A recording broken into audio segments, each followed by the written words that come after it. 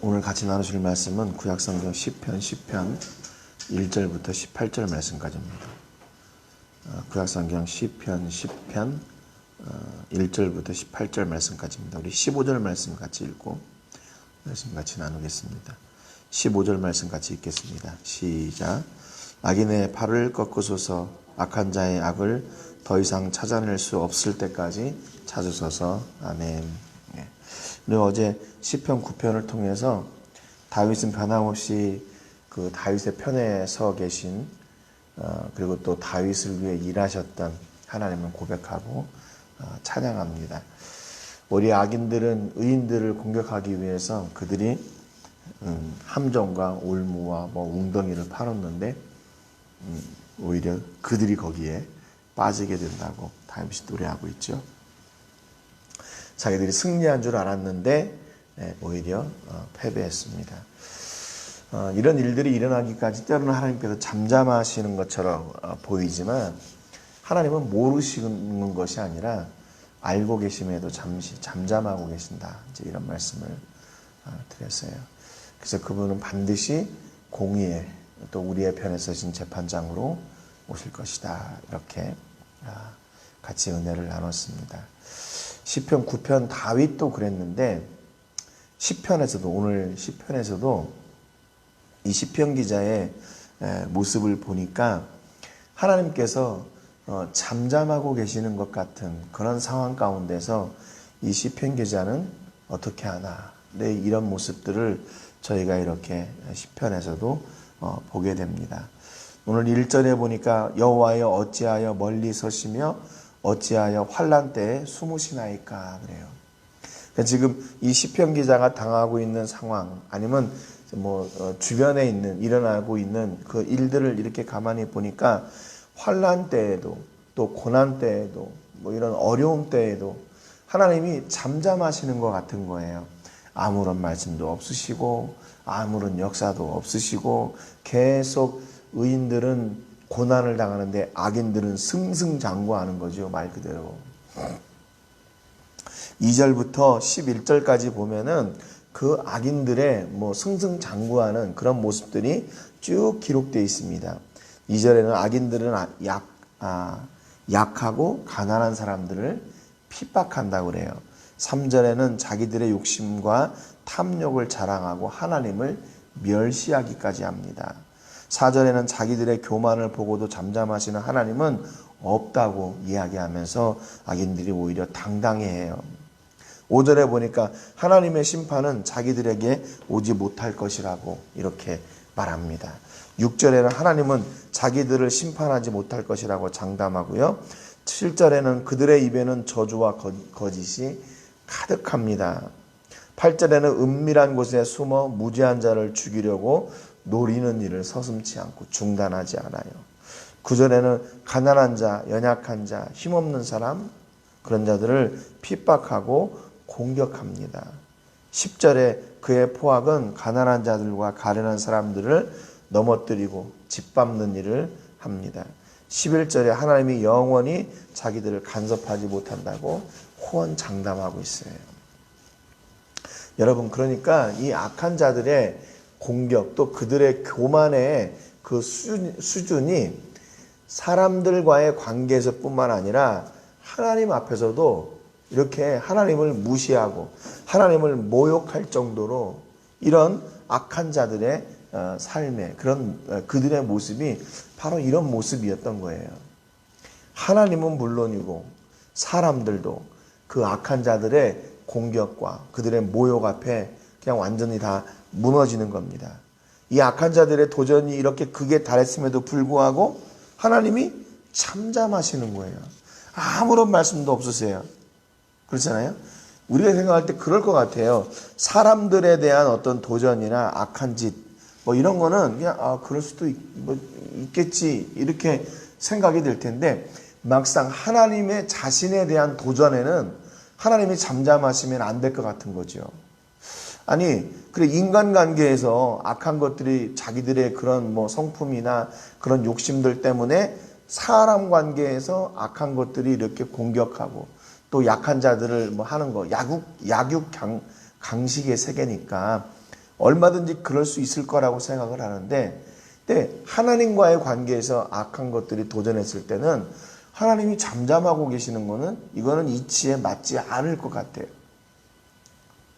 하나님이 그 조롱, 그 조소, 그런 그 교만을 보고시고도 잠잠하는 것은 하나님이 진짜 안 계신 것처럼 이렇게 생각이 드는 거죠.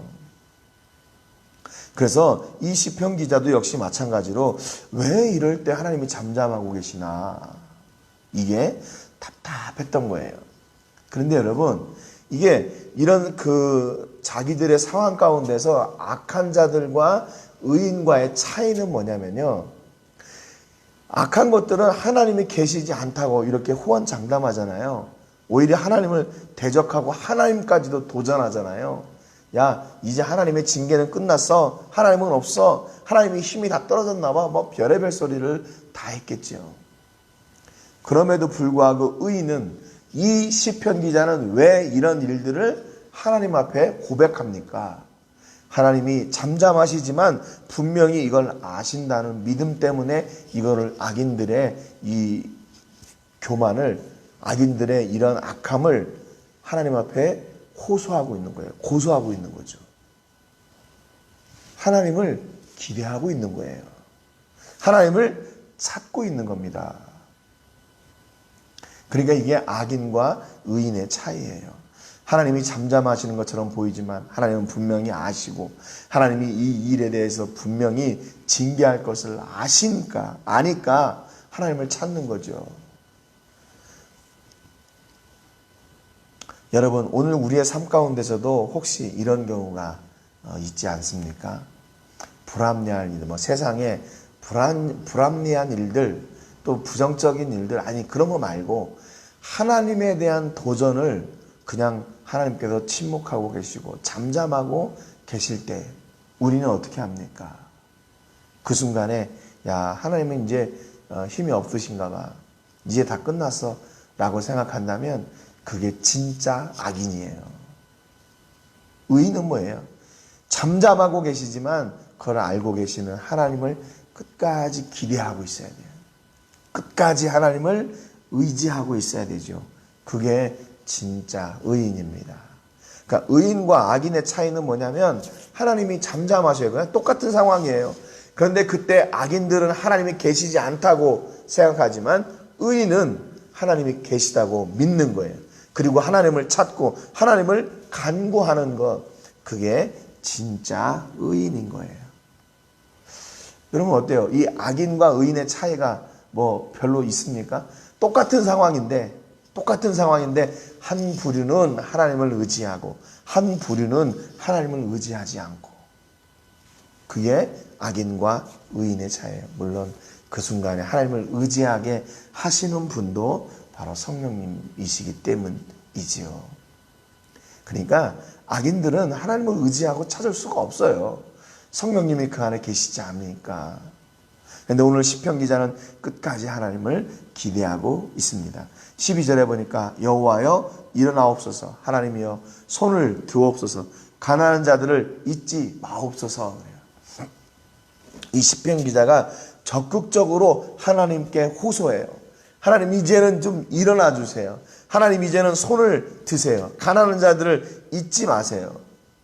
그러니까 이 시편 기자의 간절함은 뭐냐면 하나님이 지금 이 순간에 오시기만 한다면 그 악인들이 얼마나 큰 함정을 파놓고 올무를 걸어놓고 웅덩이에 우리를 빠뜨려 놓고 조롱하고 우리를 죽이려고 한다고 할지라도 하나님이 그 자리에 오시기만 하면 모든 문제가 해결될 것을 이 시편 기자가 믿고 하나님이 오시기를 기대하고 있는 겁니다.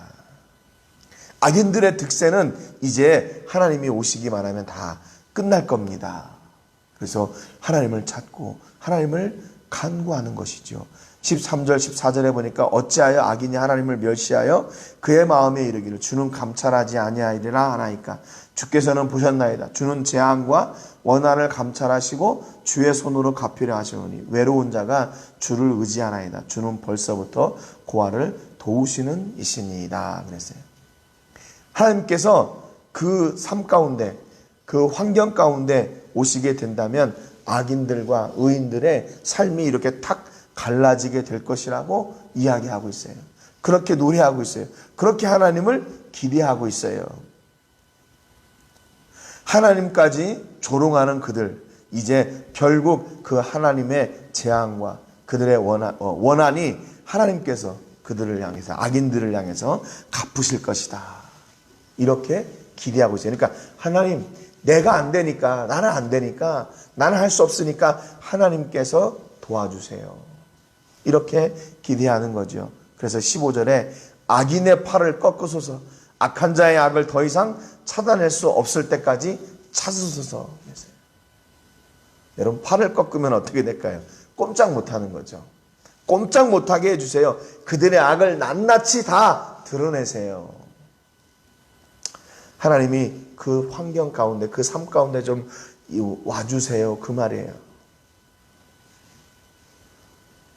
여러분, 그러니까 우리가 어떤 상황에 처해 있나, 이게 중요한 게 아니라 내가 어떤 상황에서 누구를 찾느냐, 이게 더 중요한 일이에요.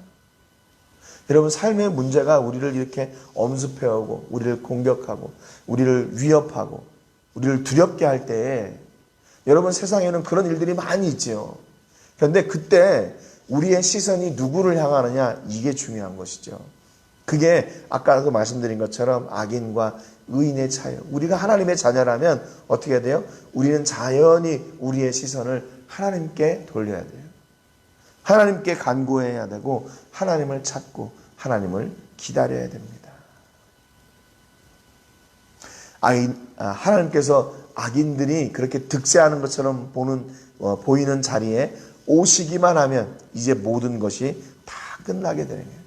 악인들의 교만은 한순간에 무너지고, 그들의 득세함도 한순간에 다 무너지고, 그들이 호언장담했던, 자기들이 이긴 것처럼 보였던 그 환경에 죄들이 낱낱이 드러나게 되는 겁니다.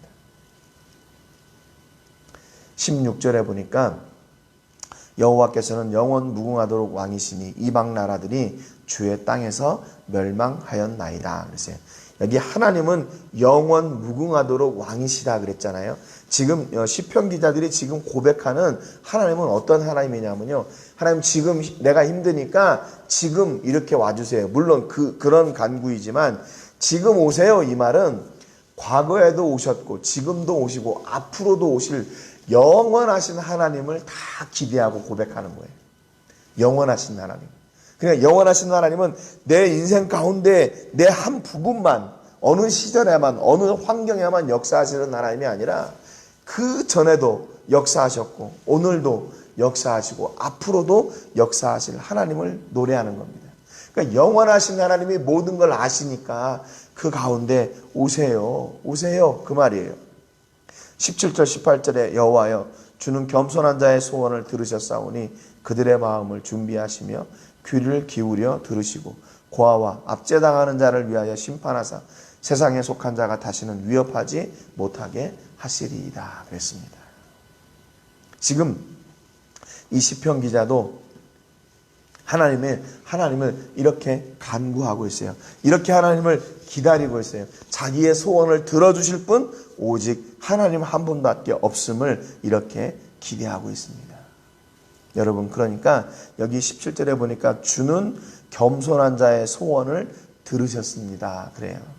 네. 예, 경험했던 하나님이죠. 그 하나님이 이제 내가 하나님 앞에 다시 하나님을 기대하는 자리에 설 테니까 하나님께서 오셔서 우리의 편이 되어주세요. 그랬어요. 18절에 고아와 압제당하는 자를 위하여 심판하사 세상에 속한 자가 다시는 위협하지 못하게 하시리이다. 그랬어요.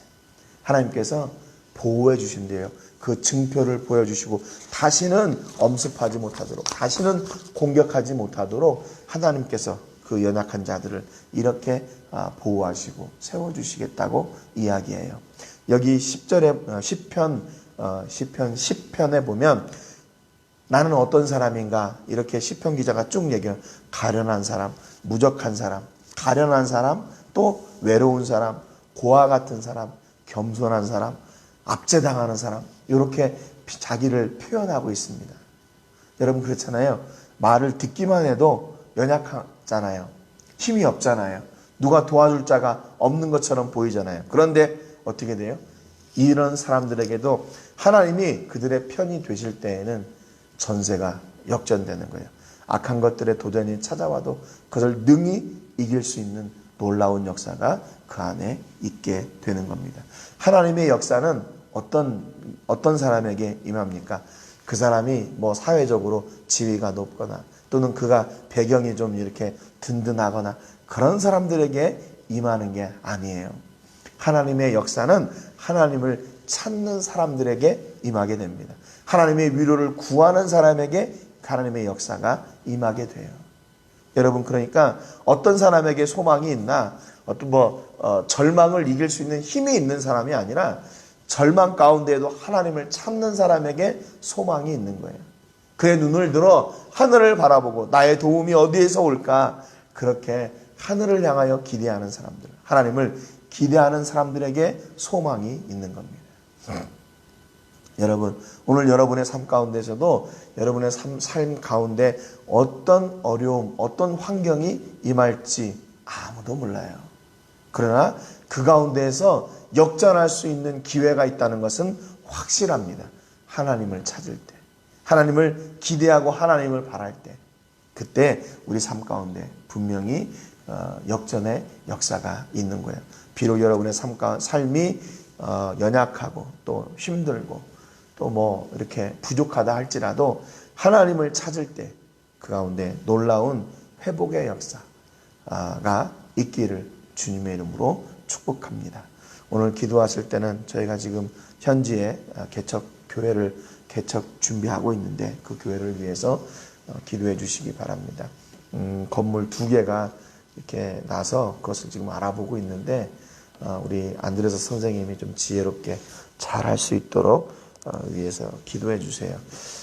그래서 그곳에서 또 복음 전할 수 있는 그런 좋은 센터가 될 수 있도록 위해서 기도해 주시기 바랍니다. 또 코로나19가 속히 진정돼서 저희가 하나님 앞에 이렇게 대면하여 예배드리는 날에 속히 올 수 있도록 위해서 기도해 주시고 오늘 말씀 가운데 오늘도 변함없이 우리의 간구를 들으시고 응답하시고 삶의 문제를 해결하시는 그런 하나님께서 주시는 복을 누리는 저희가 될 수 있도록 위해서 기도하시기 바랍니다. 제가 먼저 기도하고 같이 기도하겠습니다. 하나님 아버지 감사드립니다. 오늘 시편 기자도 자기가 당하고 있는 그런 악한 것들의 공격 앞에 잠잠하고 계시는 하나님이 참 의아했습니다. 그 고난을 이겨내기가 힘들었습니다. 그럼에도 불구하고 하나님을 향한 기대와 소망을 잃지 않고 하나님을 찾고 하나님을 간구했습니다. 역경 가운데, 고난 가운데, 절망 가운데, 낙심 가운데, 악한 것들의 도전과 조롱 앞에서도 하나님을 잊지 않고 하나님을 찾는 믿음, 그 은혜, 그 복이 우리 안에도 동일하게 있음을 믿습니다. 하나님 어떤 환경 앞에서도 낙심하지 말게 하여 주시고 하나님을 찾는 믿음을 통하여 역사하시는 하나님을 누리게 하여 주시고 영원하신 하나님을 기대함으로 어제도 오늘도 내일도 우리의 편이 되어주시는 영원하신 하나님, 전능하신 하나님을 저희가 누리게 해주시기를 원합니다. 하나님 오늘도 우리의 삶 가운데 찾아오셔서 악한 것들의 도전을 물리쳐 주시고 우리가 낙심하지 말게 하여 주시고 하나님으로 말미암아 하나님께서 주시는 복과 은혜와 승리와 역사를 마음껏 누리는 저희들 되게 하시고 이 하나님을 오늘도 우리의 삶을 통해서 전하는 저희가 되게 하여 주시옵소서. 모든 영광을 하나님께 드리며 예수님의 이름으로 기도합니다. 아멘.